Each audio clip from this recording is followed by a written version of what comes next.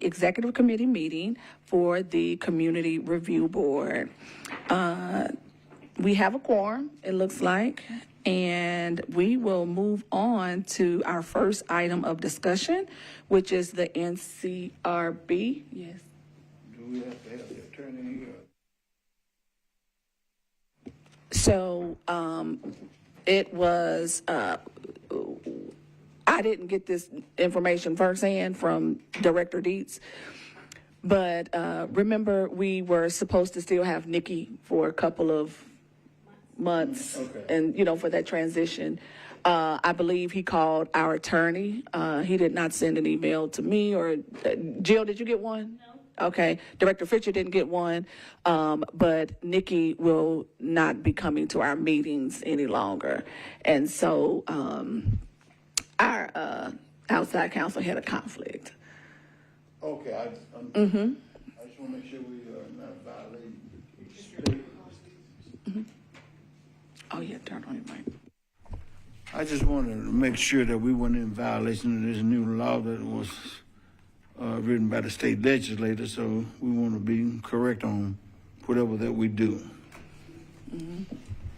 Right, and this was a last minute, Attorney Brazil had a conflict, and he had just found that out, I guess the day before that we talked. What's the Wednesday? So Monday, maybe. Yes. Yeah. And But is that when we found out that Nikki wouldn't be that's when Attorney I think Eke? I talked to him on Monday. Yes. Yeah, and then yesterday, he I knew that he wasn't going to be there. He told me he wasn't going to be able to make this meeting because of his short turnaround. Right. And so, one more question: Did we get a reason why they were no longer going to send Attorney Eke? Wasn't that in our agreement that she would be with us for a couple of months? It was. Now, I know that was the conversation, but I don't know if in that last one where they signed amongst each other, I don't remember if it was included in that one. Okay. But it was in the final version. Right, but it was in the email that Wally sent. Okay. The original one that he sent. All right. So we just didn't get clarity on any of this. We should have gotten some kind of notification, but I guess, Yeah, we didn't get any notification. The good part is being recorded, so if they need to review it, they can. Correct. Yes, that's right. Thank you, Member Holloway. The first item is the zero tolerance sexual misconduct debrief with Metro City Council. And so I'll kick this off and then I'll give it to you, Director Fitchard. Yesterday, we not only spoke in front of the community before the council meeting, the Women's Caucus of the Metropolitan Council put up a resolution in support of the zero tolerance sexual misconduct policy that we submitted. And it was planned on, it was going to be voted on. And by the time we got ready to go upstairs, sign up for public comment, it was stated that it was now under a 2-meeting referral. Right, so they deferred it. So after that, we didn't really know what was going on, and because we knew that every council member, the mayor, the Metro Legal, MNPD, everyone had this policy, and so it was stated that they hadn't had time to review it. Okay, and so.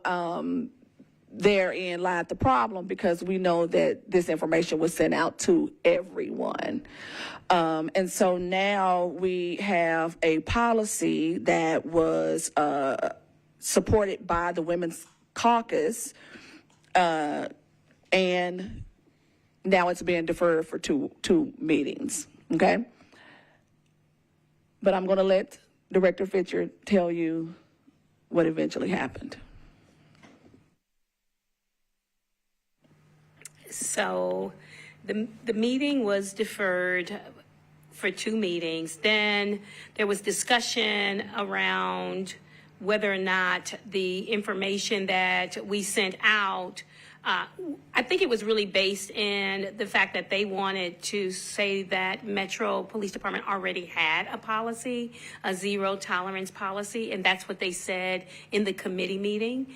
And so they essentially wanted this to be reviewed, but one of the things that happened was that we had already sent out the comparison of the two agencies.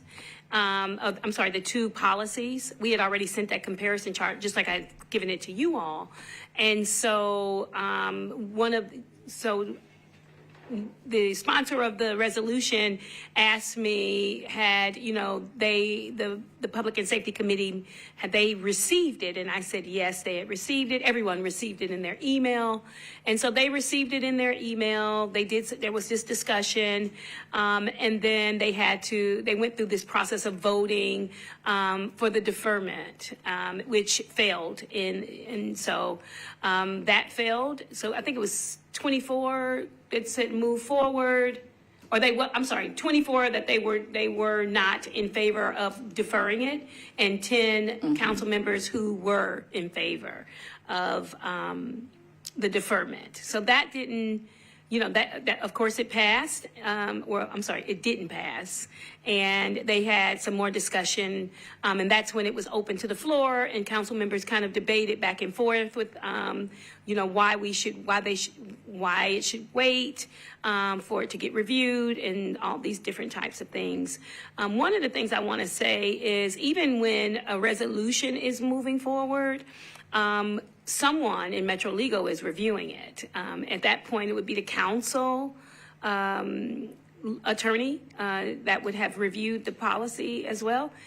So the other thing is, at the end of that discussion, they passed for the adoption of the resolution. There was 30 people that supported, and 4 that abstained. And 0 no's. So the policy was the resolution was adopted, and now we are moving on to the second phase of implementation. So that's how that went. You guys have any questions about that? So for it to be approved, you said it was deferred, and I think it would be finalized at the third reading, would it be? No, it didn't have any of that. This was the first, it's a resolution, so I don't think it goes through the 3-part process. Okay. And so, because it's a resolution and not legislation. So the resolution was, they talked about it with the police department in the committee meeting. And in the committee meeting, the police department's representative was saying, I got a text because I was out, I wasn't in the meeting, and they said that MMPD and Metro Legal was stating that they hadn't had time to review it, so they wanted a deferment for two meetings. And so, but when it came out, when it got to the floor, the sponsor of the bill, which was Councilmember Stiles, had discussion with the Public Safety Committee chair, which is Councilmember Aaron Evans, and the rules, and they went back and forth on that they had a big discussion about it, because there were people who did not want to defer it. Obviously, there was 24 people who was against deferring it for 2 meetings. And so whatever the rule was, they went through the rules process. There was open discussion with council members talking about their support of the resolution. And then there was people who were in opposition of the resolution. And so that discussion went on for a little while. And then there was a vote on adopting the resolution, and it passed. Okay, so it wasn't deferred. No, right, no, it was passed. Okay. Well, Joe, here's the Member Brown. Here's the reason why we brought up the 2-meeting referral, because it really came out of nowhere. So it was an Hold on one second. It didn't pass, so we know, and we have a resolution, but there was some confusion about council members, MNPD, Metro Legal not receiving or haven't had an opportunity to read this policy. And so the egregious part is that these people have had the policy I understand council members have tons of things in their email, but if you're talking about law, going by the law, abiding by the law, ensuring that policies are up to snuff, that's their duty, that's their job. Metro Legal should have read this policy before we got to the council meeting yesterday. And not only should Metro Legal have read this and reviewed this policy, MNPD should have. We've been talking about this policy for months. I mean months. Member Brown, can I get a second to that? We've been talking about it for months. Absolutely. We've had public hearings on it. We've discussed it at the last board meeting when we adopted it, and Commander Laura was there. So it's been out there for a long time, at least 2 months. At least. And so to get in a public safety meeting and then either admit that you haven't read it or deny that you've read it was pretty surprising. And it was, I think that's what caught us off guard, is that our Metro Legal Department and MNPD hadn't read a zero tolerance sexual misconduct policy that has been in existence for quite a while. So just making sure that we have context and how we got to the resolution, it just wasn't a cakewalk yesterday. And we're thankful for the persistence of Member Stiles, who forged on because she believed in what we are doing, and she supports this policy along with the Women's Caucus and along with 29 other council members in Metro. And so even though we still have an uphill battle because we have not heard from the mayor regarding his support of this zero tolerance sexual misconduct policy, we sent an email, and so urging him or encouraging him or asking him for his support of this policy. We're looking forward to hearing his reply, hopefully soon. Right. Any questions? This is kind of like a game playing thing that the police department does. What they really doing, I feel, is doing a comparison on both policies. And if they have to accept anything, they want to see what kind of concrete evidence that will be beneficial from the new policy and bring it aboard if they have to. And they're in a position where they don't really want outside people to come to make rules where they have to operate accordingly, because they the police, and nobody tell the police what to do, And so it's really, you got a strong hold when you got the community involved, and you got another agency involved, and the citizens involved. And so what do you do? The mayor has to take a stand somewhere because the people gonna vote. And so if he doesn't handle different situations that involve the community, it can be a negative effect on him. And so he's kind of like gonna be a peacemaker. He want them to, let's see what we can do with this, Can we accept this, or do we have enough? Because they have already done the study on how they have had problems in the past and what kind of suspensions they have had, or how many people been terminated, and how many complaints they've had within the last few years. Trust me, they have access to all of that. And so they're going to be prepared to discuss that with the mayor. And so the mayor going to see who outweighs what, and see what should we do. Should we accept this, or should we look and see what is beneficial for us what portion of it will be beneficial for the community. And it would be beneficial to accept some ideas that was structured by this group and the community. you know, to let them know that they are listening, they are communicating, and they are willing to work with us. One of the things, if I may, we did the comparison because I knew that this was going to come up. So I asked my team to create the comparison chart by taking their current policy and comparing it with the not only just side by side, but like where they met. So there were some things that were covered in their policy that kind of overlapped with what we had, but our policy was more robust. It covered more than just sexual harassment. The police department's policy is sexual harassment and a discrimination policy. And it's written in a way, I mean, there's kind of some strong language, but there is still a lot of gray areas, gaps in the process, if I may. And so we also define what sexual misconduct is. Like we don't call, it's not a one-shop thing. It's not like this is just sexual harassment. And one of the other things is this policy covers the community as well. You know, the general public. And I just think it would be good for public safety and safeguarding the rights of citizens as well as employees. And you know what, you have a point, Member Holloway. I think that is great feedback and your perspective from MENPD, because when you were talking, it made me think about the CRB cannot be the only department that cares about public safety.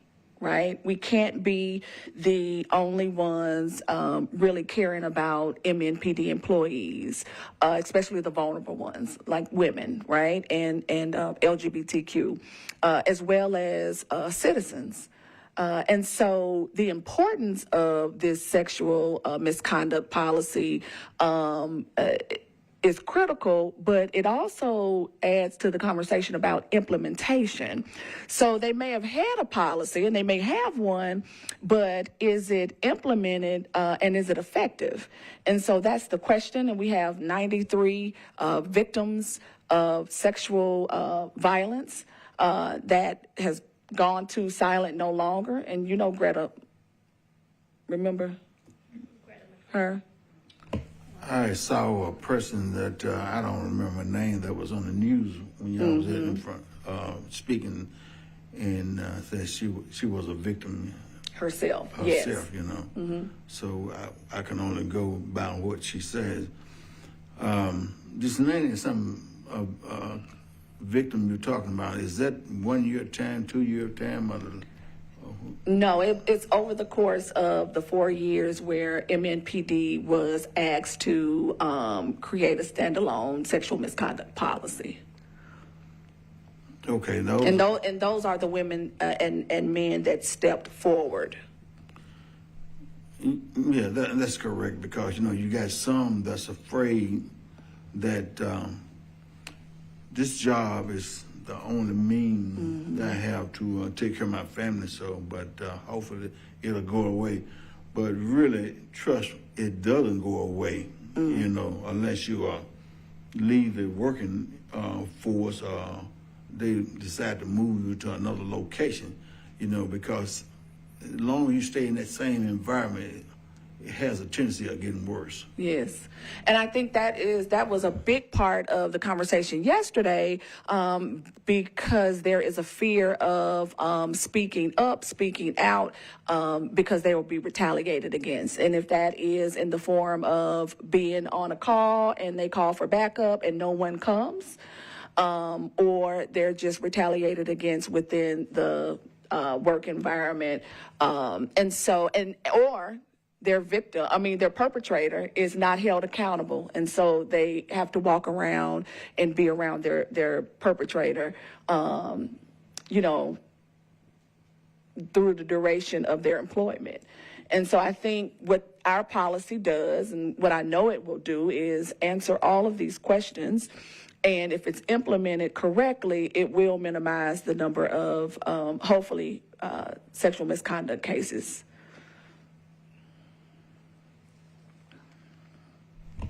In actuality, I feel comfortable that they really believe this to be a good measure, but it's just the idea where it came from.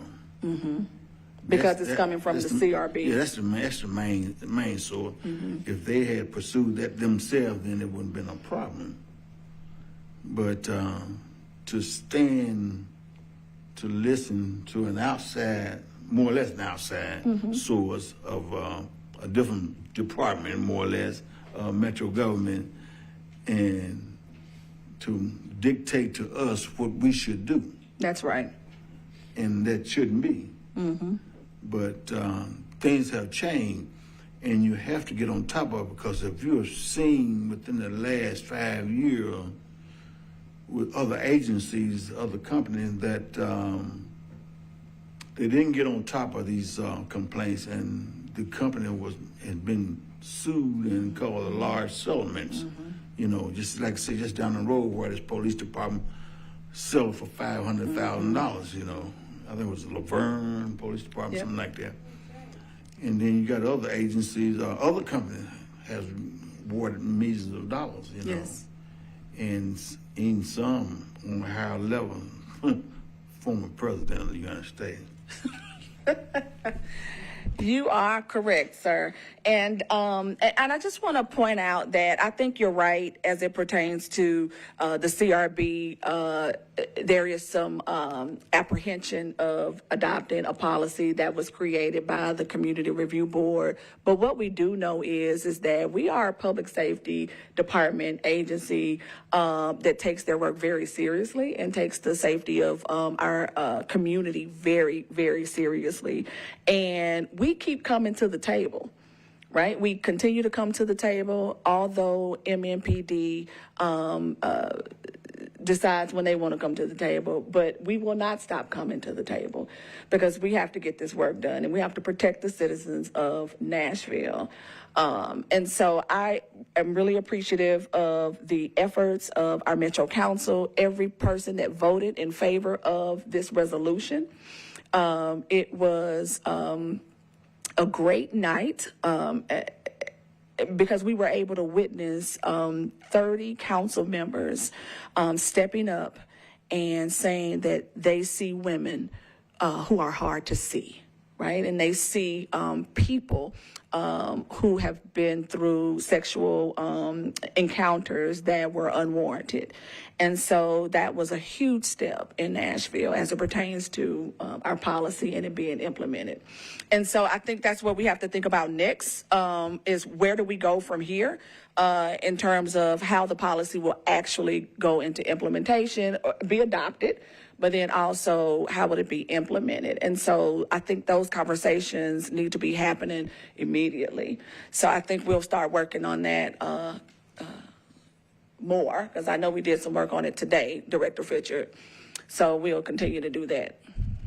Okay. Next on the agenda, if there are no more comments, questions, next on the agenda is Walter Atkinson. He is the lead conciliator specialist for the United States Department of Justice. Welcome, Mr. Atkinson. We have been awaiting your arrival. We are happy that you are here with us, and we are going to give you the floor now. Okay, thank you. I wanted to say I really appreciate you taking the time to add me to your agenda. I was hoping to make it to one of your regular board meetings, and Director Fritz and I have been talking off and on. I wanted to make sure I had a chance to get here before our fiscal year ends, which is September the 30th. And Madam President, that sounds good, huh? Madam President, yeah. With your permission, can I just say something about this sexual harassment Please. piece?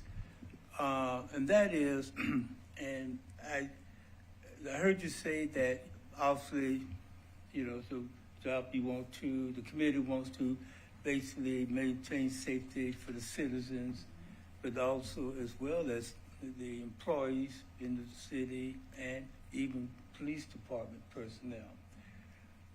Now, I've also heard that those were comparisons made. And well, comparison also made in comparing federal law, federal regs with with the city or state or what you're proposing, because there's federal regulation related to sexual harassment and sexual misconduct. And so, and if the city is receiving federal funds, whether it's under Title VI, under COPS, or under any federal dollars, they are supposed to be held accountable for that. So I just want to mention that. Here's a business card, and I just want so you can pass it around. Thank you. All right. And I'm not going to take too much of your time, because I know you're in a meeting, but I just wanted to come, and I thank Director Fisher for working with me on this, and to come to give you some information about the agency I work for, what we do, how we work with communities. So in the future, if you think our services can be helpful, then just let me know, give me contact. Now, unfortunately, we no longer have brochures that we normally pass out. The government have gone paperless, so everything's electronic now. But on my business card, there's our website at the bottom. It's there, www.justice.gov, CRS, Community Relations Service. So I would like to ask that you review that website if you have not done so. The agency I work in is known as the Community Relations Service, and people call us, the CRS, basically, under the Department of Justice. We have the congressional mandate to provide services to communities that are in conflict or have the potential to be in conflict due to the perception of some form of discrimination based on race, color, national origin, and after President Obama signed the Hate Crime Prevention Act, it also included in that protected class, the sexual orientation, sexual identity, because of disability, as well as for the disability and religion. So we have sexual orientation.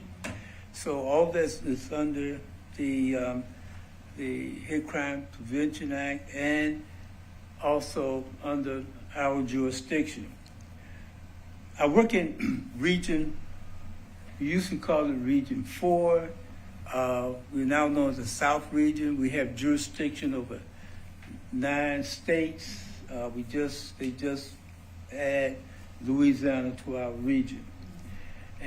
But besides Louisiana, we also have North Carolina, South Carolina, Tennessee, Georgia, Mississippi, Florida, and Alabama. Oh, we include those. I think I got all of them in.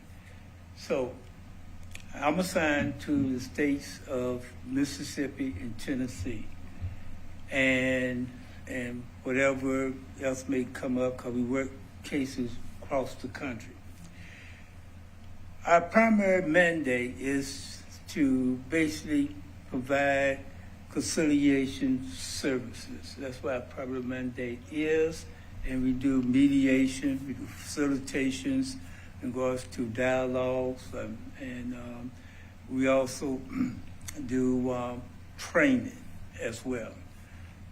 All our services, there's no cost. It's just a matter of reaching out and you let me know what you like to do, and we just work out a day to do it. Now, you'll be responsible for providing a venue and so on, and just let me know the target group, and I have to then But we'll do whatever we do, decide what's not, whatever the training is within our jurisdiction. Now, what we don't do, we do, which makes us different than our enforcement side in DOJ. We do not investigate. We do not set blame on any party, and we do not enforce. Our job is to maintain neutrality and to work with the communities and all other entities that are involved in the conflict. For your information, this is not the first time I have been to Nashville. Several years ago, if you remember when the report came out about driving while black. I don't know if you remember that. You remember that, right? And the Human Relations Commission, I think, asked me to come, and I spent several days here working with the commission, and I did a report and with proposed next steps I thought would be good, which was one was the Citizen Advisory, a review group, and several other things that was in there. And I met with several people. I met with the mayor at the time, met with the chief, Anderson. I think it was Steve Anderson, I think. Yeah, met with him. And I met with members of the city council, or your city council. And I met with I think the county city prosecutor was there, yeah. So I met with several people when I came here. I spent about 2 or 3 days on site. So, but the whole idea is what we're trying to do is do two things. One is the prevention side, all right? Better to prevent, if all possible, than to intervene. Because sometimes in that intervene may mean another step that maybe the city and I'm gonna use the police department because I guess this committee try to work with the police department to do some things and before we go in and have to open up a formal case. And our agency in CRS, you don't really need a formal written request for the service. You can call and we can talk, and then I say, okay, I may have to come on site and meet with, say, community members, and that's what Director I was trying to do, and I was hoping to do if I would have came. Is it next week? You have your big meeting? Yeah, right. That's what I was hoping to do, to share with the broader community. And so that was the intent, to talk about one, the prevention side of it, and two was to as well get into some of the intervention side without opening up what we call a formal investigation. But if that's something that the community decides to do, then we provide, or what we normally do, provide what your next steps in regards to doing that. And speaking of sexual misconduct, we just opened up a case in another state around that same issue. All right, and it wouldn't never happen if the police chief would have listened to the community and the citizens and some of the concerned advocacy groups, but he chose not to do that. And then, and even myself, I went to the city, town, and talked to them, and they just completely. Like Mr.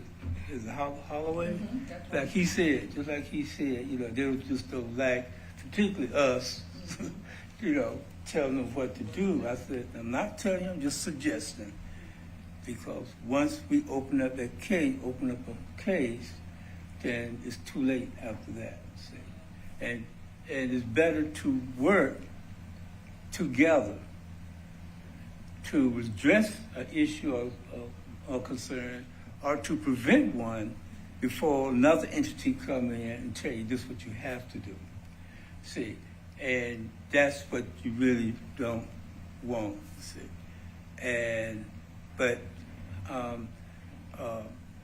so that's what we try to do in regards to that. Now on the website, there's under the icon that has resources. We list several resources that you can take a look at.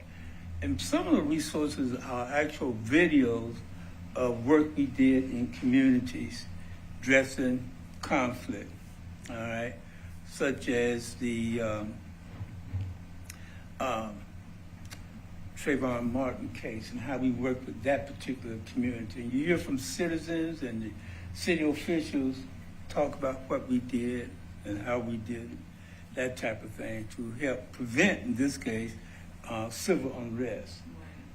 That wasn't true on George Floyd. We went to George Floyd, we worked there, and what we did when we went into Charleston, South Carolina, and the aftermath of the Charleston 9 shooting. And there's several others that we had a team working in at both RNC and DNC this year.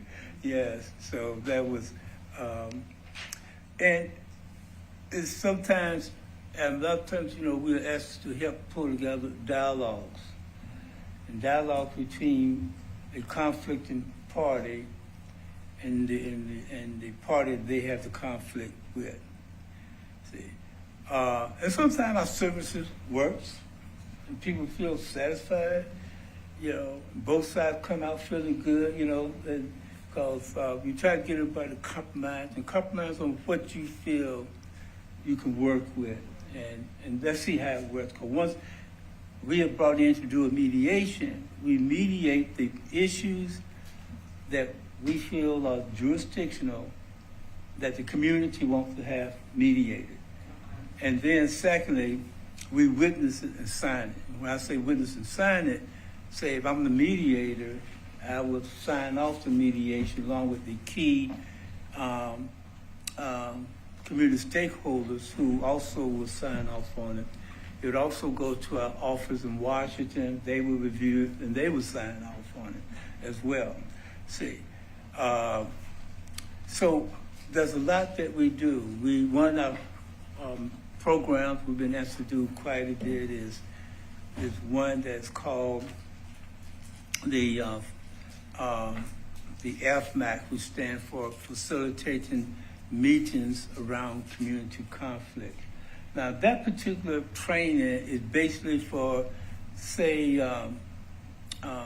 let's say a group like yours right here, who said, well, we would like to get a little more, get a little training on how we can enhance our ability to facilitate meetings when there's a community conflict out there, right? And we will come and share some of our best practices, and it's a whole day type meeting. Let's say, I'm gonna say about 5 hours type of training. Again, there's no cost. We get requests to do some work in the schools as well. And now, since all this other stuff been going on with the shootings and so on, and particularly in the schools, we have been asked to come and and work with the schools and also law enforcement around issues that the school feel that are important. And I'm gonna get back to the schools in just a moment. But also we do what we call protecting places of worship workshops as well. And I've done one in Murfreesboro. We're getting ready to do another one in Memphis. I'm working with the U.S. Attorney Office there.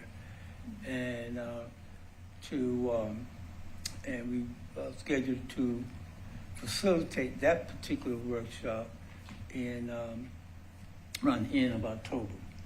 Now, that particular workshop, if you have not partaken in one, is basically we bring ministers and pastors and other leaderships and of different various religious organizations together, and the whole workshop is to educate and do some training around how you can best protect your facility, your church, or synagogue, whatever. Okay, and not only we have people there that will share information about protection, but also the security aspect and resources to help enhance or improve your church. What resources out there? We train. We had to do more than just do the training, right? Do the training and tell people what to do, suggest what they should do to help improve safety and security.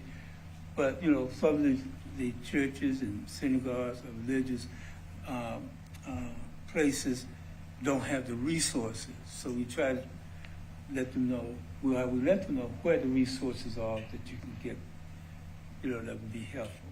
So in that mind, those are just some of the things. So if you look on our website, we have a bunch of videotapes and other information there that you may that you can review. And if you see something that interests you, and the one that I had mentioned to Ms. Richard was one around strengthening police and community relations. That's another one that we do. But anyway, and I think there's a video with one city that we videoed in Pennsylvania. Yeah, that we did some work there. But that is a module that we do around the country. And then finally, in the schools, we have a program we call it Spirit. And basically what that project is, the training is give an opportunity for students to give input into solutions, into what the problems are and the solutions in regards to resolve them. Instead of, let the students identify, they know more than what, the administrators and so on, they know, but because they see everything, and they have, friends and so on. So when we say, okay, well, why don't we have the students give input? Okay, identify what they see are some of the primary problems and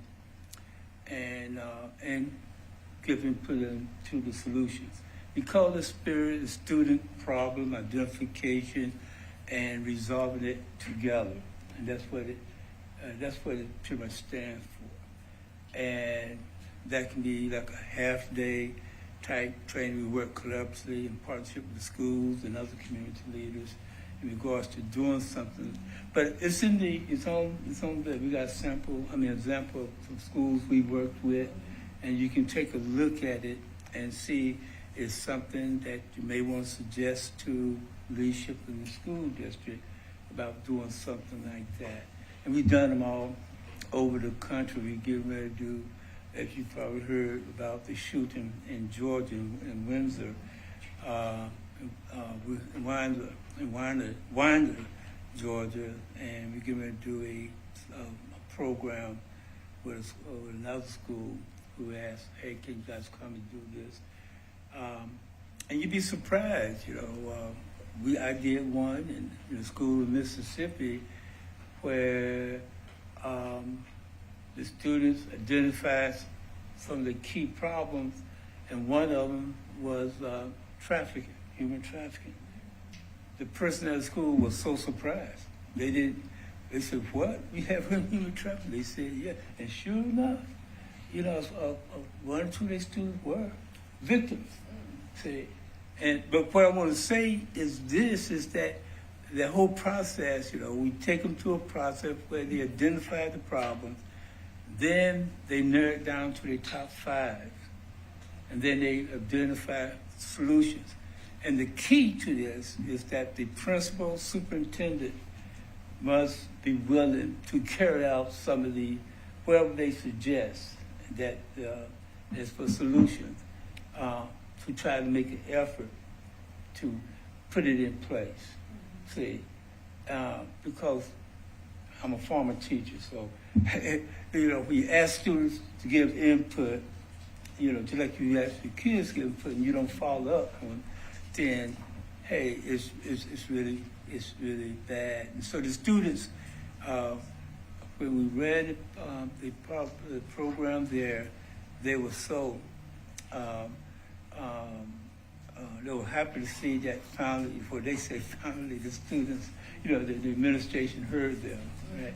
But no, not everything the administration will be able to do, because some will take legislative type things that to pass, and policy has to be changed, and that can be legislative process. But the students are told that. But the fact is, the principal or superintendent will come back and give them feedback, see, and so on. But anyway, that just highlights those are some of the things that we do in regards to in community relations service. That's the work we do. And so I open it up to any questions anyone may have at this time. Yes, Mr. Atkinson, thank you for coming and thank you for explaining to us what you do and what services you provide, because I think this is probably the best time you could have done that. We are facing some challenges as a community. We have had white supremacists, march down the streets of Nashville, downtown, and harass our children who are African American children. And a lot of the community members don't feel the solutions have been sufficient, right, in order to prevent this, to stop this, to understand why it's happening, why Nashville, why at this point in time. And so I think there has been some tension with, our local administration as it pertains to what do we really do, right? So we have laws that have been introduced, that they are discussing, but the question has been for your community members is, what are we going to do, right, about it? And so that is one thing. But I wanted to know, because you do so much, what does success look like if you are, conciliating between a police department and the community? What does a successful dialogue look like? All right. Well, first of all, I want to say this. I am aware of the white supremacist group. That's on our radar, and I think Ms. Fisher and I, talked about it, and so we can come in and talk to the communities. But the idea is, a lot of times the solution may try to come from the top down as opposed to coming from the community say bottom up. And maybe that's what might be needed. And in order to do that, we must have the police department along with the city officials willing to take part in such a dialogue. Because the idea of the dialogue is not just to talk, but let's look at what can we do, right? And then let's start develop a strategy to make it happen. And then what we can do is help with that strategy development. Now, have you guys heard of the Strong Cities program, the national program known as Strong Cities? It's a national program. The city of Chattanooga has decided to adopt that, I should say, the methodology that they put forth, and I'm on the committee that they pull together. And the idea is to basically, the strong citizens to help the city to come up with a strategy that they feel works best for their city to address extremist, hate and extreme and violence. You see, and so that's what they are doing now, and we're getting ready to get into what they call the strategy, building the strategy, and that is something that that can be considered. Have you guys heard of the CP3 program under Homeland Security? No. Okay. The CP3 program is basically it's one initiative that Homeland Security has as a unit of its own, and the guy that heads it up is based out of Florida. I think he's in either Miami or Orlando, Florida. And the whole concept is they look at violence as a health issue. And so with that said, they put aside about $20 million a year to help communities to build a strategy to do that. See, and if you'd like to learn more about that program, because I don't have time to tell you a whole lot about it, but the guy that basically administering that fund source is doing a workshop for the state of Mississippi, and it's going to be a webinar. And I can see if I can send you the link, and you can take a look at it, and hear you talk about the program, the objectives of it, and how you can apply for the funds to use that. So I'm trying to think. I know they have been working with some of the HBCUs. I know that, but I'm not sure whether they're doing anything with, say Tennessee State and some of the others, or and I don't know even the chief is aware. That's why I wanted to meet with the chief, and so far I can't get on his calendar. I was hoping to do it while I was here in town, but they're talking about some of these resources that's available. But that's something that maybe this community can consider putting an application for. But you want to understand, you want to learn more about that particular fund source. Okay. Because they distribute money every year, $20 million, and to different, jurisdictions around the country. And the guy that is that heads it up, I'm pretty sure Tennessee is one of his states that he assigned to. All right, so I can put you in contact with him, but if you can sit in, listen in some of that webinar, that'd be helpful. All right, and I get you the link. It's on the 24th, so September 24th. Right. Okay. And It's called the CPP program? yeah, it's called the CP3. Right, the CP. Do you know what the C and P is? It an acronym for what's the C? Yeah, what is it's it? I Oh, have okay, to well, look it again. okay. But it's community Programs? partnership. Yeah, community program for partnership and something else. I forget. Oh, okay. So community program for partnership and program partnership and prevention. Okay. Right. Programs, partnership, and prevention. So, but I seen you. You send it to me? Yeah, I Okay, sent it to you, perfect. right, and you can share it with the others.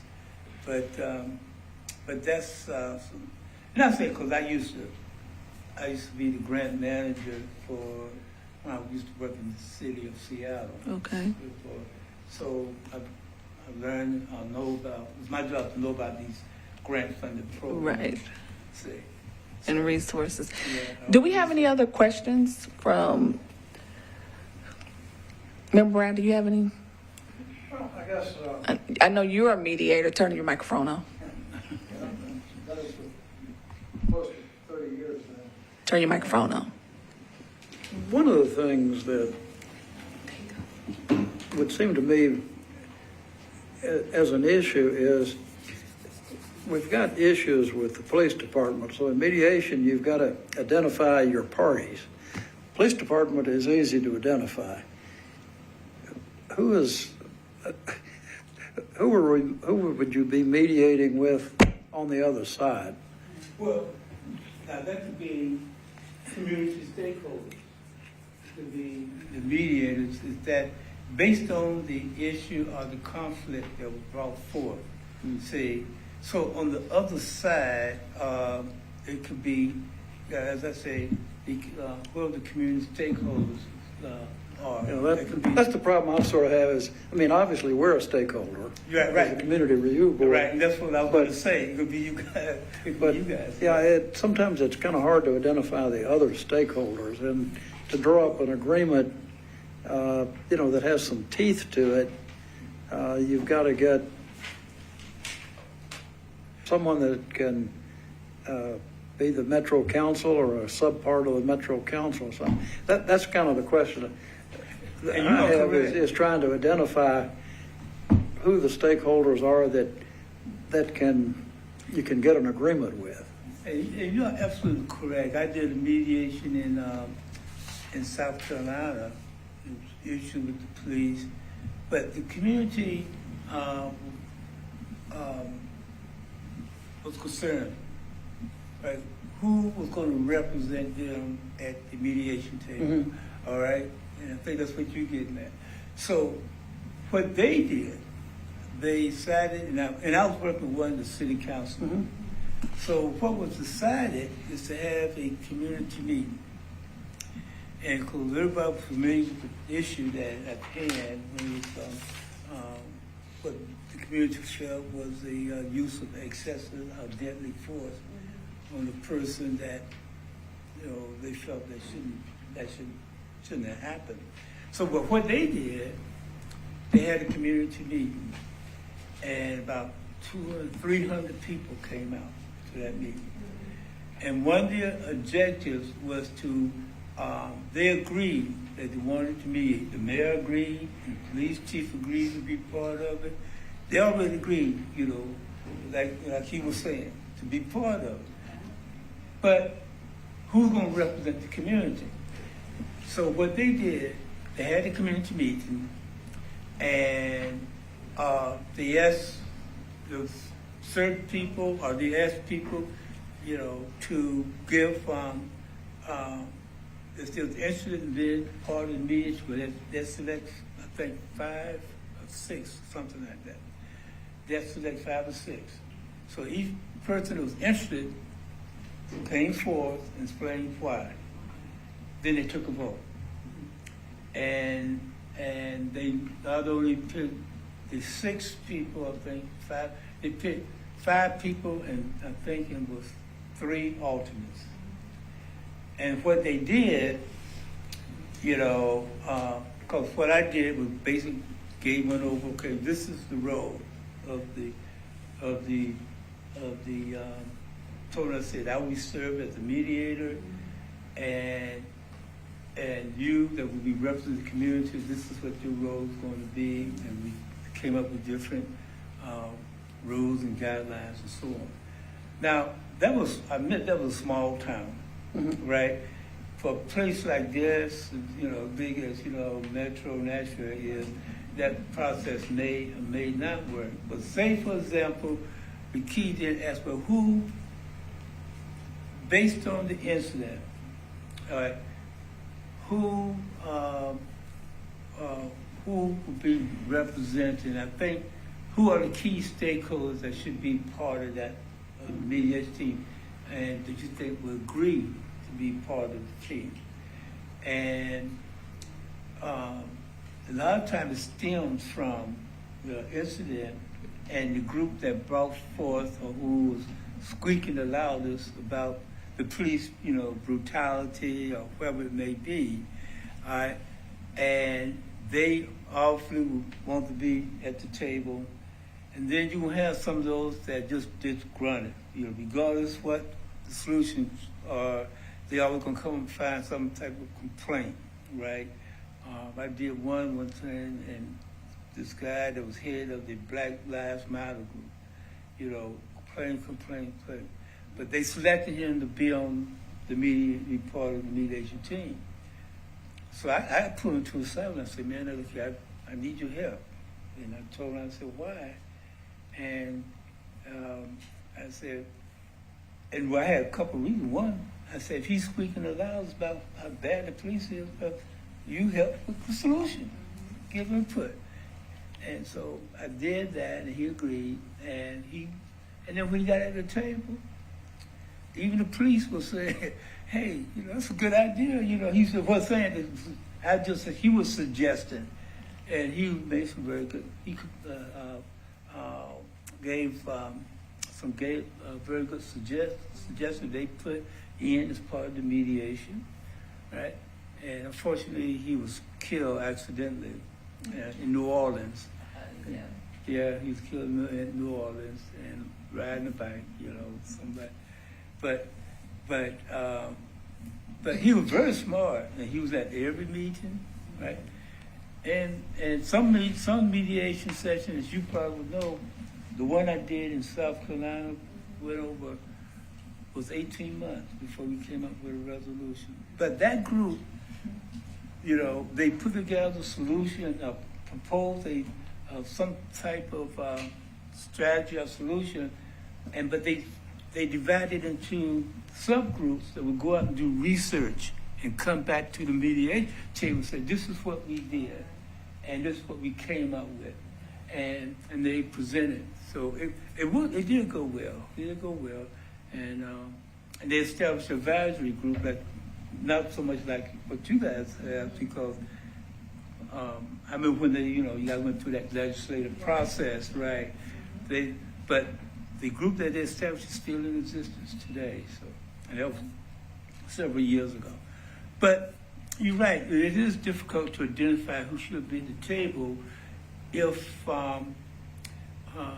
But say if you guys wish to move to a mediation on the issue, on one or more, or 2, 3, 4, 5 issues, all right, then you may want to consider not only somebody who will be represented from the committee, and other community stakeholders. Say we're not going to have no more than 5 people at the table, or 7.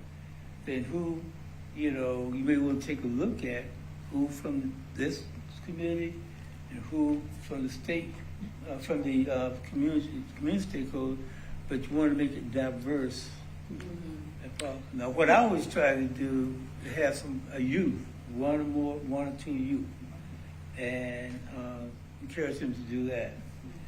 And as well, but it depends on how you see it, how you want to make it up. And if you put forth the mediation, say if this group say we would like to mediate, then if you like for me to be the mediator, I'm so much from my agency, then we'll talk about what the issues are. And then of course I would,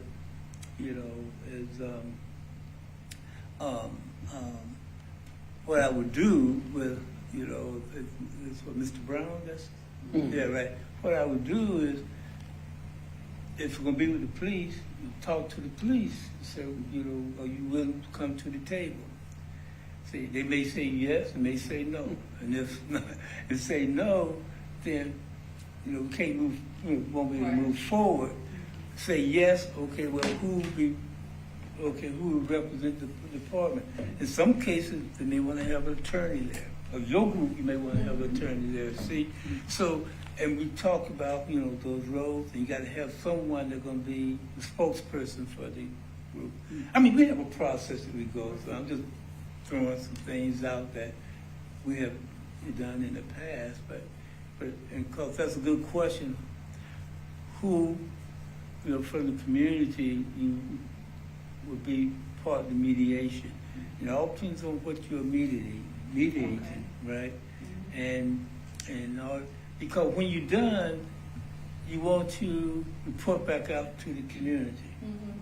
That's right. Right, you report back out to the community. This is what we mediated, and this is agreement we came up with, and you share it because it's showing that both sides are working in partnership.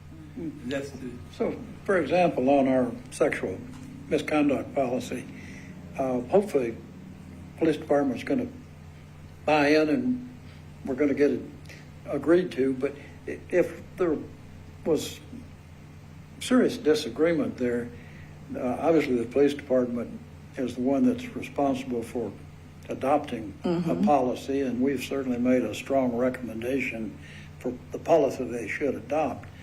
But and hopefully we're not going to get into serious disagreement, but they're going to buy into us. But if there was hypothetically pushback from the police department, and there would certainly be community groups, certainly the board, would that be then something that would be a potential mediation? Because I think you'd pretty clearly have the police department on one side, and then you would try to identify the board, some other parties, and then try to help come up with a policy. I mean, hypothetically, that's something that your group or you would work with to then mediate it. I'm hoping we don't get to needing that, right. but if we did, that would be something that you might be able to work with. Well, to answer your question, yes, if the police department willing to mediate. Now, two things, because it's your group that's putting forth the misconduct, sexual misconduct policy, and you say that we would like to have this in this policy. Doesn't matter.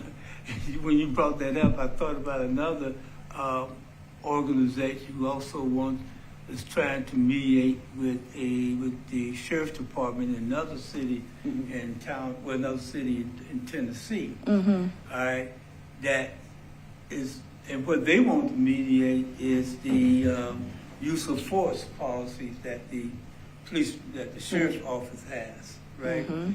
And they're doing it because, again, they're trying to say it need to be updated, Right. And we're trying to prevent further problems and so on. Now, here's the thing: if Fairmount asked by this group to mediate, and I reach out to him because once I tell him I'm with from the Department of Justice, say, then that may or may not carry in weight. Okay. Because if you have a chief, okay, well, so what, from the Department of Justice, sometimes they don't want to respond unless they get a letter that basically say that we're opening up an investigation, and then all that will go public. See, but the whole idea, knowing what I do, reach out and talk to the chief and to see if, hey, it may be some language in that policy that they will not, that the department may not be willing to change, and it may be the same, and there may be some language in the policy, in the chief policy, in the department policy, that you say, hey, it need to be changed. So, and then we start looking, okay, what all you want to mediate on that in the policy, and then we'll take, okay, then the key question is to come up with what you are willing to live with. If you can't, because when you mediate, you don't get everything you want. So what you want to, what can you do? But we'll work that out, we'll Once talk about that here when we're ready, if that's something that you want to do based on the police chief. That's why I raised a question, and when you did your comparison, you know, you have your city policy, you have your state policy. Now, what's the Fed policy? And according to the Feds, the federal regs are, if we are receiving federal funds, and the chief should know this, if he doesn't, then your legal people should know it, all right? You know, then you can be in not compliance. And that included, you know, is for any of the federal programs or subcontractors that are working on behalf of the city, all right, and they're paid through federal dollars. Okay. It's very clear in the contract that they sign. See, so, but that's. Let me ask you a question, Mr. Atkinson. You said earlier that you reached out to the chief. Have you talked to him?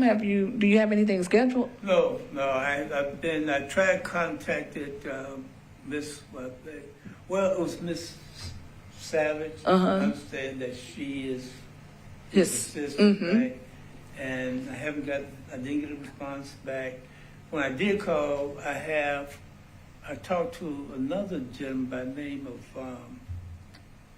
what's his name? Jimmy? What did I tell you? I think he said his name was James or something like that. James. Yeah, his name was James. I don't know who that is. Yeah, he said with James, and he took my information and said that he was going to send it to either to Miss Savage or and also the chief. And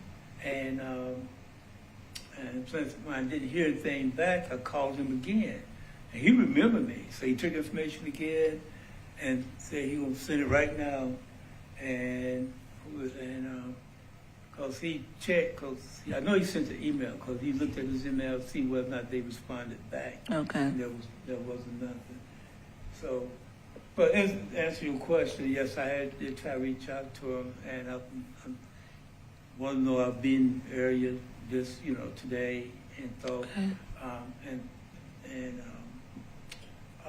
I really was looking at maybe meeting, for no more than about 30 minutes to an hour. Right. It's not too, I know it's going to probably be difficult today, but, tomorrow, I can do it, I say tomorrow morning, and 9, 12, I do have to get back to Atlanta. Okay. I don't think that he heard from the chief's assistant either. Ms. Savage did not return No. his call. So you haven't, no one has returned your call? No one.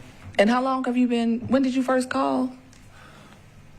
Let's say, it was last week, I know that, and I'm trying to look, and I believe I sent an email too. Okay. And I just haven't heard anything back. Okay. I mean, if they would have said, no, this was a bad, week or a bad time to do it, but not to hear anything. Yeah, not to hear anything. Yeah. So, Okay. yeah. Well, maybe we can find something out while you hadn't gotten the call back. But I really I'm willing to come appreciate. back, and I'm willing to Good. come back, and so I'm willing to come back and also come back and meet with the full group, or either with, I think it was a community meeting or something. Yeah, I just couldn't do it next week because we are closing out everything. Okay. next week. Well, we appreciate you coming and presenting to us. I just by listening to you today, I think your services are probably needed in Nashville.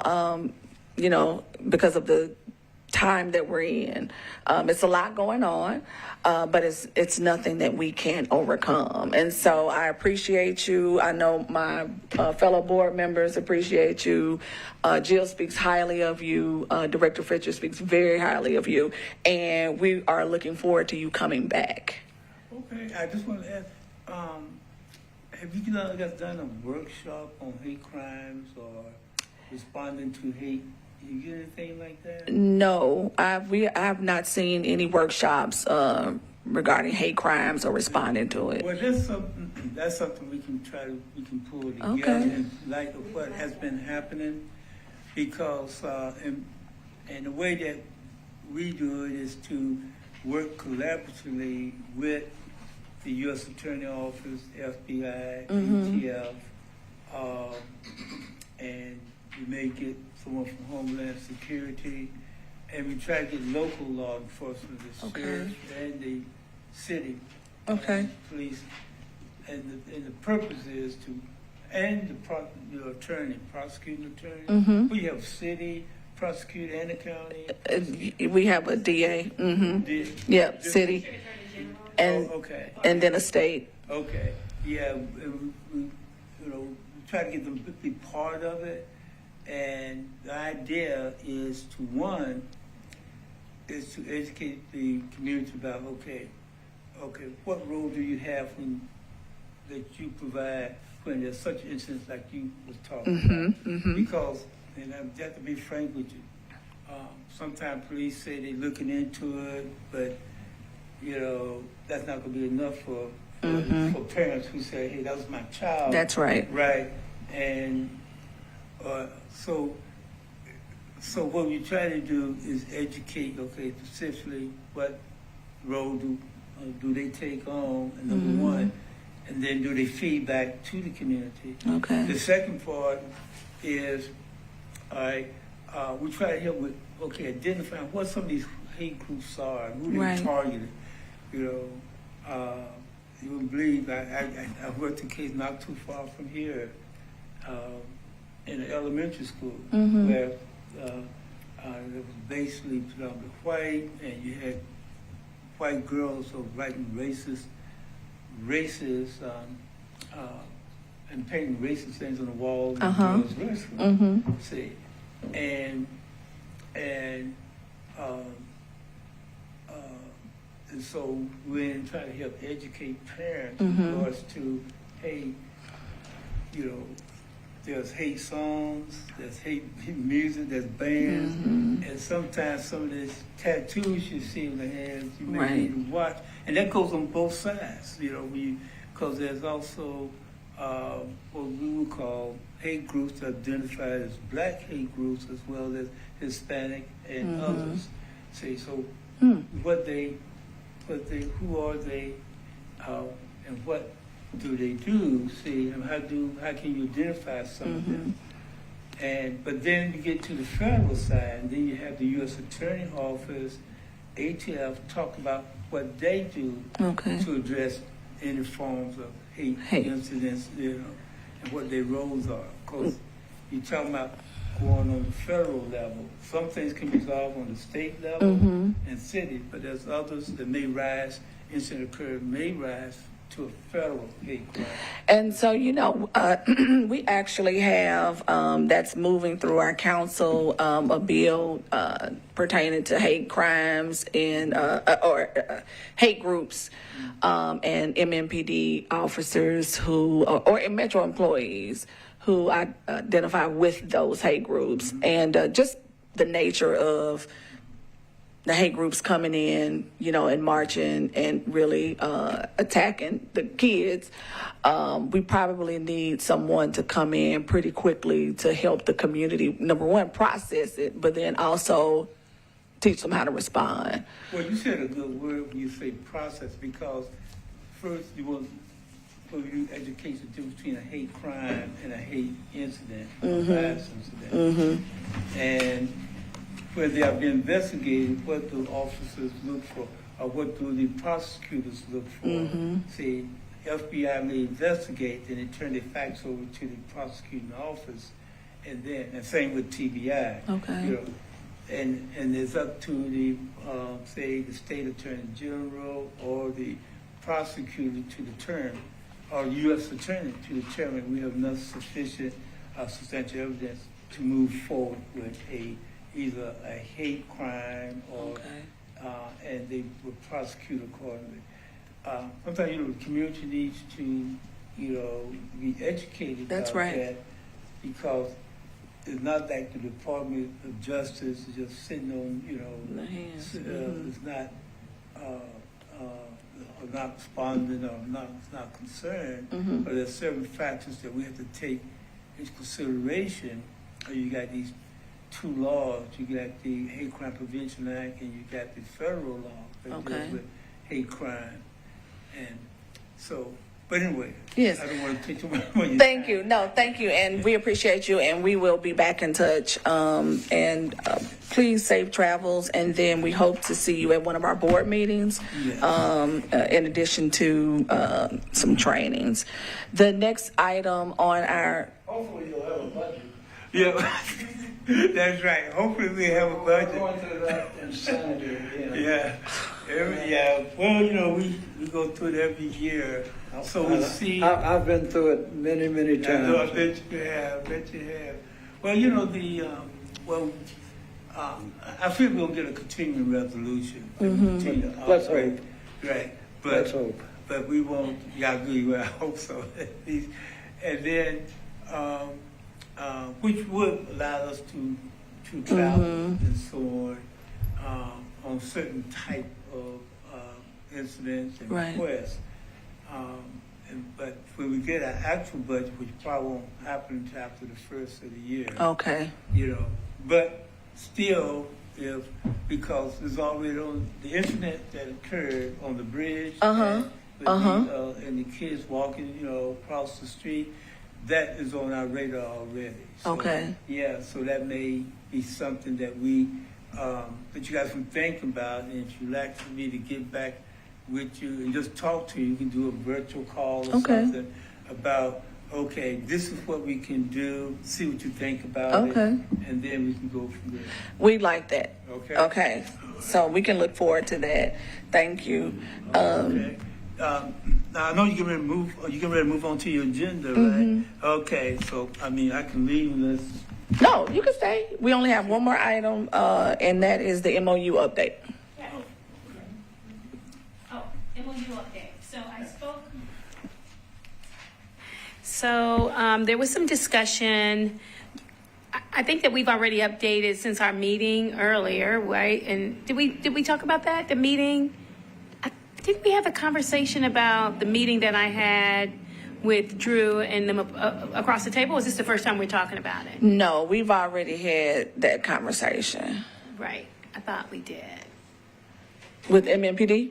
Yeah, when we had our first meeting with them, we had that at the board meeting, right? Okay, all right. Yeah, so I guess what's happened since? Yeah, because I was just wondering, do I need to start from scratch or not? So anyway, I talked to Attorney Brazil about what our next steps are, because there was some conversation that I had with Chair Haddock and then also with community members in relation to the process and why it was taking so long, like between these meetings. And when we were in the meeting, everyone was looking at their calendars and they were like this and that and so on. But I just think that we need to, like, everyone's busy and everyone has things to do, but we need to prioritize meeting and getting this done. So I pretty much stressed that to Attorney Brazil, that I'm uncomfortable, keep pushing this out.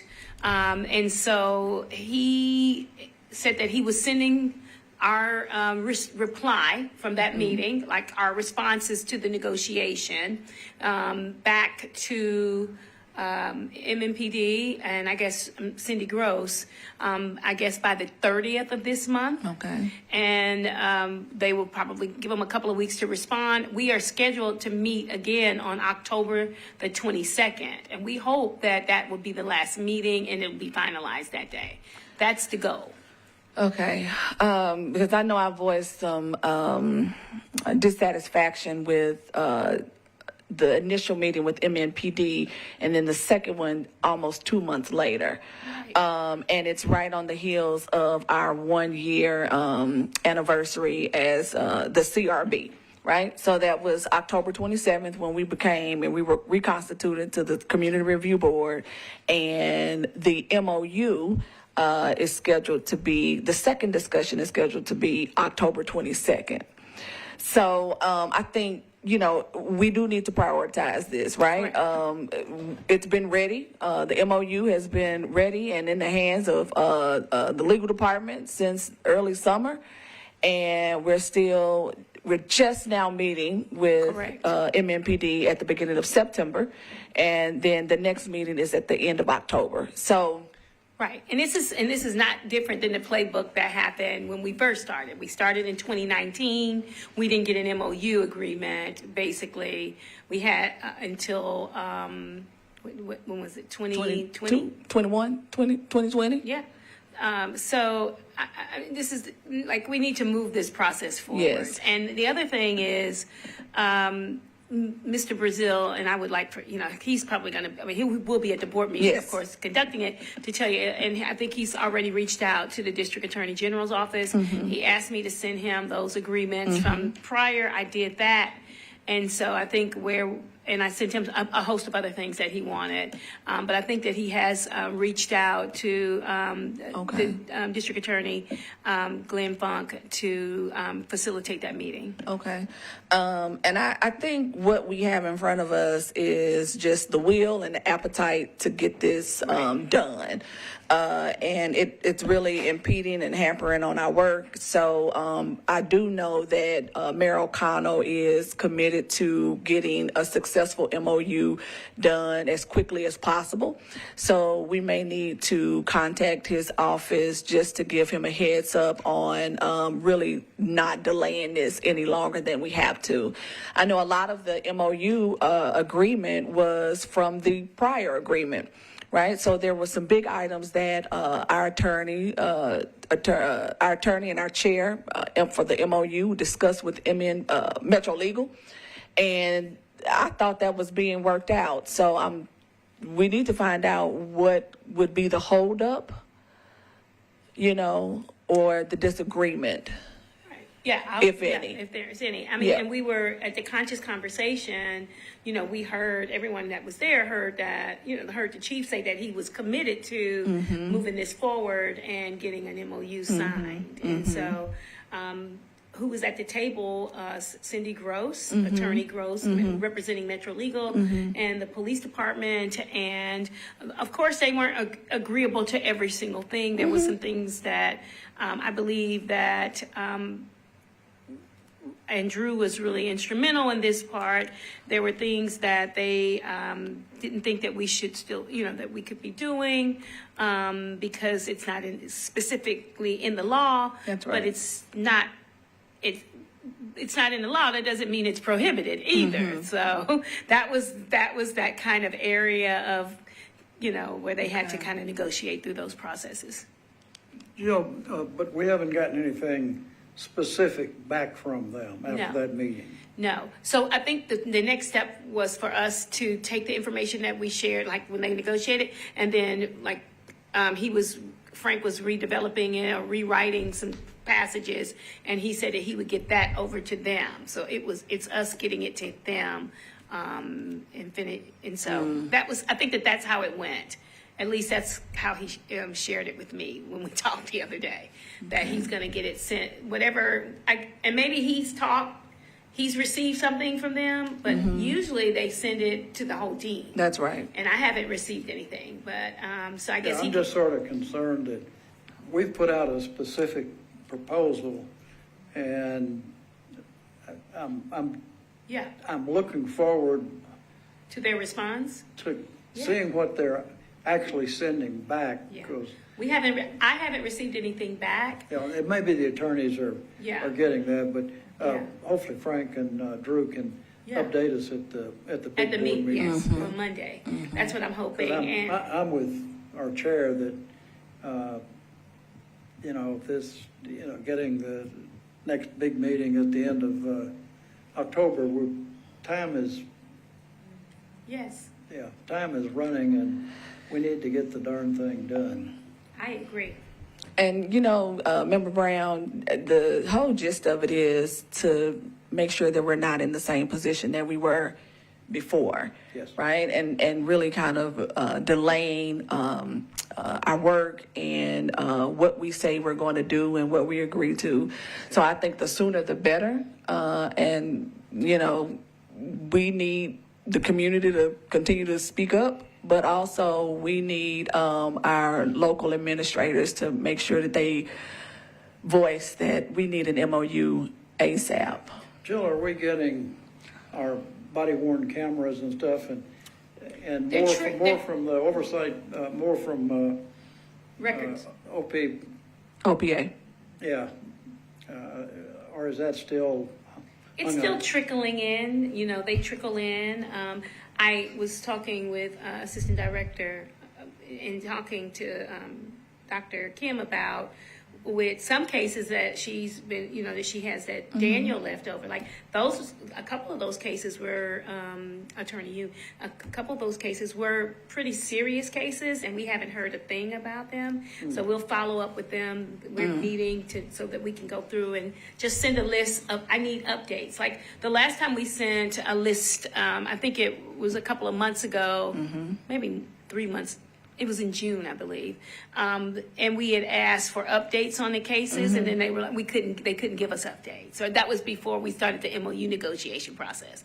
I don't know why they act like they couldn't give us that, but hopefully now that Commander Starling is in place, I was supposed to follow up. I went on vacation, and so that I can ask for a meeting. Okay. And then to see if we can sit down and like figure out where we are on the cases. Because I also, you know, like it would be nice to have a list of cases, what, you know, where they are on them. Yes. And then we can send them where we are on them as well. Go ahead. I was just going to add, one of the compliance monitors got notification just this week that she would receive body-worn camera there about December. So we're They're pushing in it back even December? further. December. We're in September, and she got an estimated date of December. So the time frame is quite lengthy. Increasing. Yeah.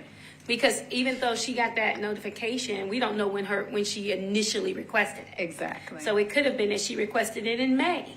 Right. And then they've been sending those follow-ups saying, and I just feel like that is, I understand, like they spelled it out for us in the MOU, why it takes so long, that they're short of staff, and how many, for like I forgot how many minutes of body-worn camera it takes them, how many hours to redact it and go through all that.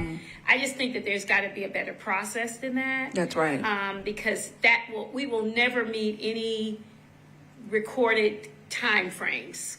They won't meet theirs. We won't meet ours. I mean, but they have direct access to the camera information. They probably get it within days, if not right away, and download it, and they have it, and it should just be sent to us. I mean, whether that, like, as we mentioned in the MOU negotiation meeting, like I'm open to, as I said on many occasions, whether we provide, there's a protective order over it, whether we go, to a certain place and review it. Right. But we can't wait. And also the thing about reviewing with an investigative background, I need my own copy, because looking at it for 15 minutes and then making a determination. It's very difficult to do that. Sometimes you have to review the body-worn camera multiple times, slow it down, review it. It is not something that you can just like kind of haphazardly say, oh, I see this. Oh, okay, and then come back and write a report on what you saw. It doesn't work that way.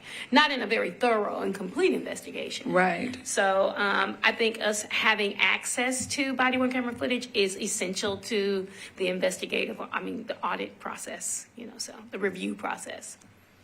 I think we just need to keep on it and bring to the authority of the council and the mayor that if we're getting slow walked.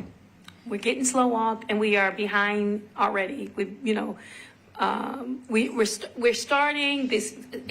We're starting this new agency the same way the previous That's agency right. started, and that is delay, which now puts us in a position of being. Having a backlog that's outrageous. And then it creates this narrative that we're ineffective because we're not timely.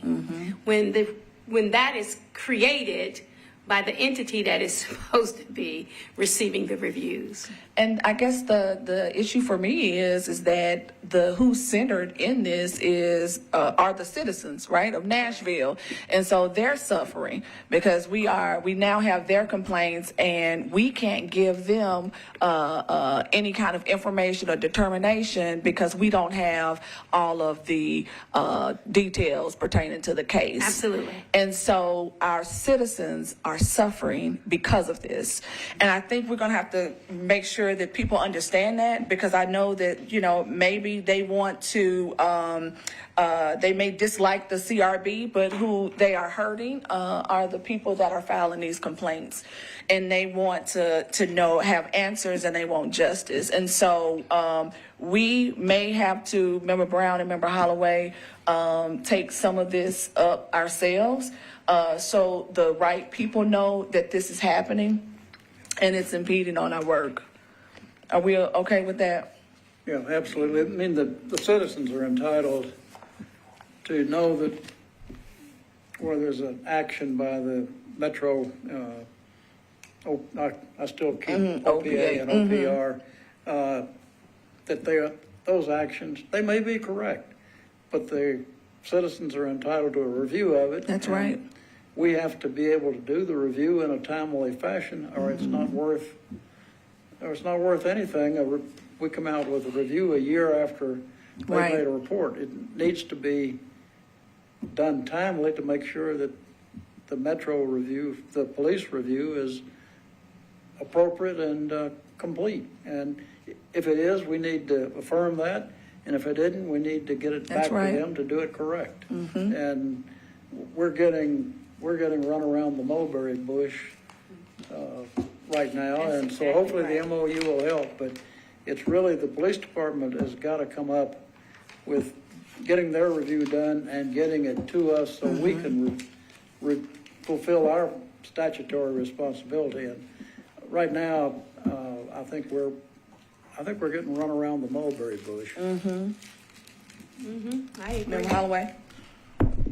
It seemed like situation where I've seen in the courtroom where they delay and continue, delay and then prolong the process in which it'll kind of burn people out. That's right. And the complainant get tired of worrying with it, and they change their mind by pursuing their complaint. And it's done purposely, because they can clear the case. Well, we tried, but they don't want to cooperate, and all because people are burnt out because they put it on the waiting list, and they just people want to go ahead and get it dealt with. That's right. And want a result from it, But when you put them on a process and just wait, delay, and they get irritated, and they say, "I'm through with this." But what does that say about our police department if that's the case? And the commitment that they have made when they took an oath of office to serve this community. If you are intentionally delaying, and you're using that as some kind of leverage or tactic, then do you really care about this process that the state has said that we can do? And accountability. Yeah. Or, I mean, at the end of the day, to purposefully and intentionally delay a process of complaint reviews is unconscionable to me. I don't understand it. I don't know why it would be happening when this should be a process that could have been resolved within a few weeks. Oh, yes. Their excuse probably would be, and it's a good one too, the staff is short. When we did the ride along, I noticed from the call that they were short. They are policing probably 1,300 officers compared to other cities size. And we done a study on them 10 years ago when I was on, and it showed that Nashville was behind probably 500 officers, and they hadn't increased then. We was complaining about hiring more people, more black officers too, as well, and we were behind on that also, so. And women. you can't hire, you can't recruit when you're not looking for them. That's an excellent point, Mr. Holloway. And I mean, I think, right, what we're seeing now is a lax attitude toward complaints and accountability and transparency. And so whose business this is to make sure and ensure that this is getting done is our local administrators, our council, our mayor, because it's their constituents, right? It's our neighbors, but it's also the people that they have promised to speak up for.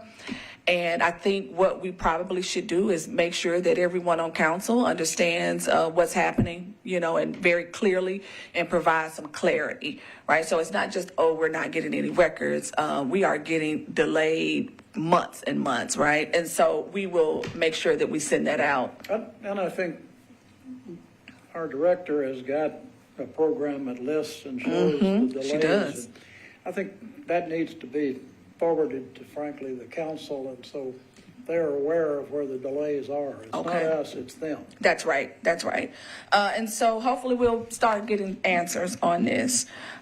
Is there anything else? And it needs to be a process created. I think I did ask Chief Drake that at the conscious conversation, and he said that he would be committed to helping create a process so this can run efficiently and smoothly. Dr. Risby? That's what I was just going to say. Is it possible in that process we could have a shared folder that they just upload? Yeah, Those drop. would that happen faster than what the process that they're currently using? Yeah, I think that'll work. Yeah, that's something that we have.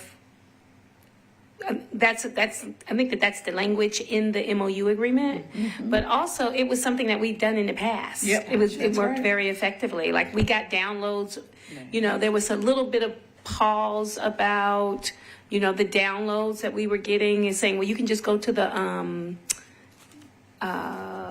I guess the dashboard. I mean but if the dashboard isn't updated, then we want to get the downloads That's right. as we got them previously, which was very effective, and we were able to get them weekly. And as for cases were just transferred into the shared file. Like there's a shared folder between the two agencies, and the information was just uploaded to that. And one of our compliance, Ms. Simmons knows exactly how that went. Each person had their own file, and they just put it in there without any hesitation. This could be done very easily. These are not like hard lifts. These are this is like very low hanging fruit stuff that they are making. I don't know if they're making it difficult or they just haven't agreed to do it, right? So it's not like it's difficult to do. There is nothing that we've asked that's different than what we've already had, right? Everything that we've asked is the same thing that we had previously. And so it's not like we're asking for things that are just outrageous. And, everything that we've asked for, I can't even recall one thing in that MOU that we asked for that's new. Everything is the same. It's just, it's just their will to do it. That's right. Right? That's That's it. right. So we will continue on with that. I'll get with Jill, you can get with the board members because we will be sending out correspondence to our city officials regarding this matter. Any new business or announcements? But this is really not new business, but it's business that we were supposed to be handling today. Okay. You forgot? We put it on the agenda for the board meeting? Yeah. On the board for the rules and bylaws. But listen, Mr. Holloway, we have a new attorney. So Nikki's not representing us, and I think so. Remember I told you that there were two items that member Witzel and I wanted clarity on, and so I haven't, in full disclosure, sent that to Frank, but I can send that to him tomorrow so that we can discuss it at Monday's meeting. Because he's now the person that will review it. And those were very minor changes. I can't remember off the top of my head what they were. It had something to do with I think the employment one, there was something in there about the employment. He wanted some clarification on. And then there was one other thing. I think it was a typographical error. I highlighted it. And then we moved, and so I have to find the document. But I thought I found it, and it's laying on my shelf now. So I just need to make certain that that corresponds with what Witzel had, and we'll present it. We can send, as soon as I get it, I'll email it to you as well. Correct. Okay. And that's why I hadn't got it. Now, the election process was supposed to be dealt with today, but we just had to Okay. went through the bylaw, make sure everything's complete first. What I'm looking at really is hopefully that once we do get it, that we ain't got a whole lot of people to deal with. We used to have 11 people on the board. We just got 7 people. And we got one resigned, so that person got to be replaced. Yeah, and I don't know what happened. What's going on with that? Did we check? Did you check with I think what is happening is because it's so close to October, the term being up, Yeah. that they're going to nominate someone for that term, and it will start then.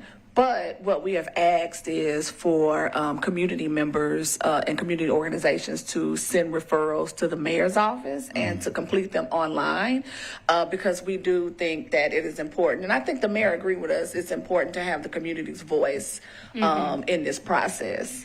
And we have put it on our social media that we have a board vacancy so that people who might be interested That's in right. doing it can go ahead and apply. And our secretary is supposed to be running again. His term is up. So we have, Mr. Goddard, he is rolling off unless he reapplies. I mean, he could reapply and then get reappointed, but he is.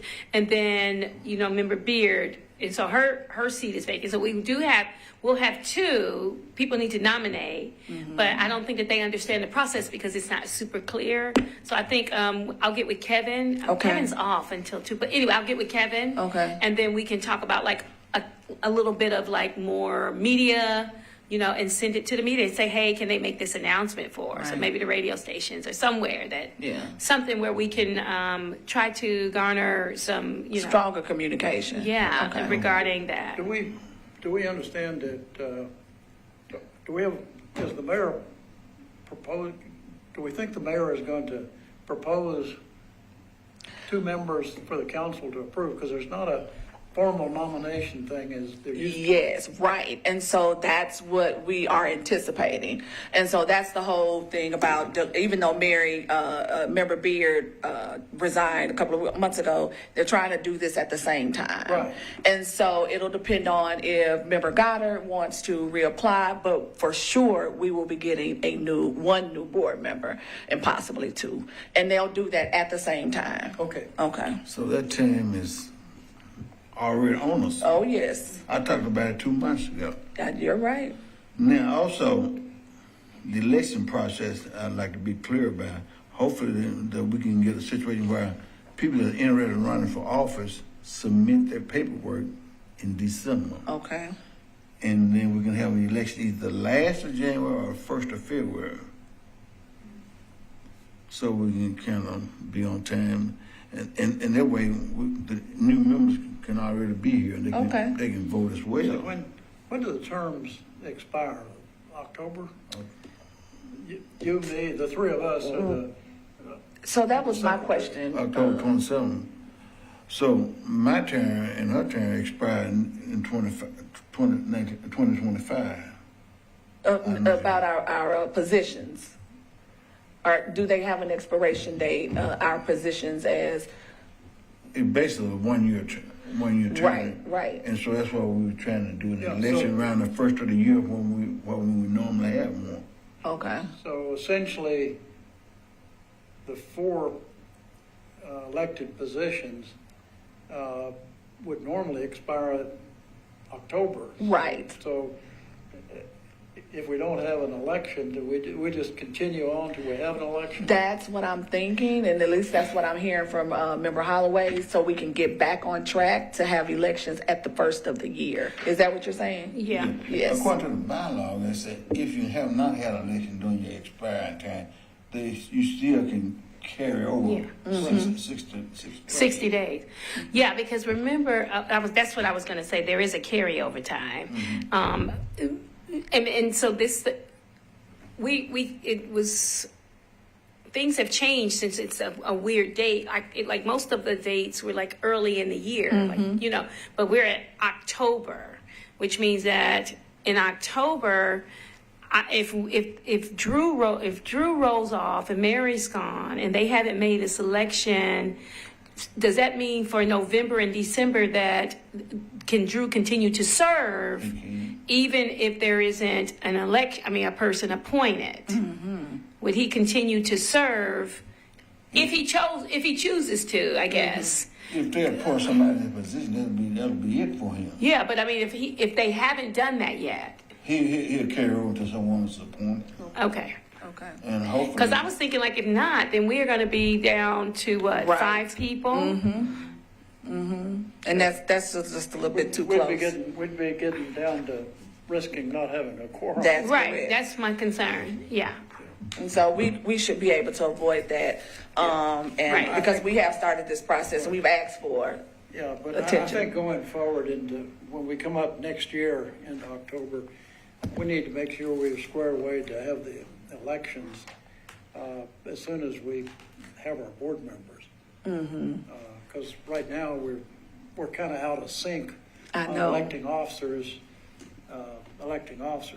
unless we just go ahead and elect with what board members we have at the end of October. See, and I was thinking about that, and I really want to make sure that people are included in this, like the new people. So, and they have an opportunity to run if they choose. Yep. And I don't disagree. yeah.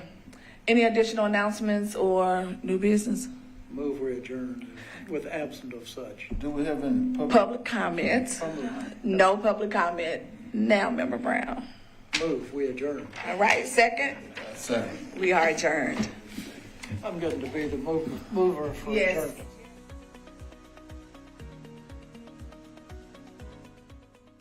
This has been a service of the Metro Nashville Network.